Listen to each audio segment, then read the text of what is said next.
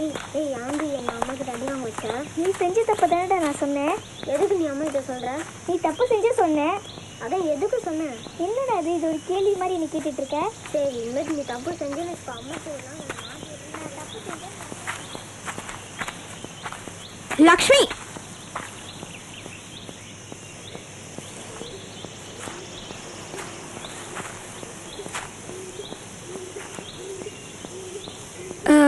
நான்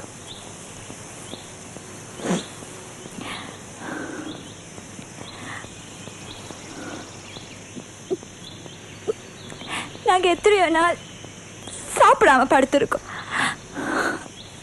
அதுக்காக சின்ன தம்பி ஐயா தோட்டத்துக்கு போய் ஒரு நாளும் பரவள்ளி கிழங்கு கூட பிடிங்கினது கிடையாது. அப்பா கல்யாணம் இல்ல.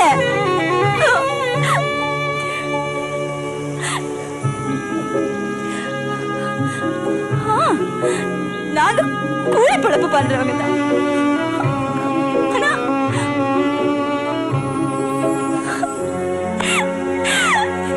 அப்பா ஒண்ணு பண்ணிடாதீங்க,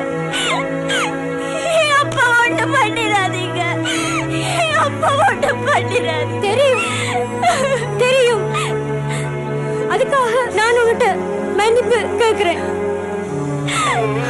சாரி.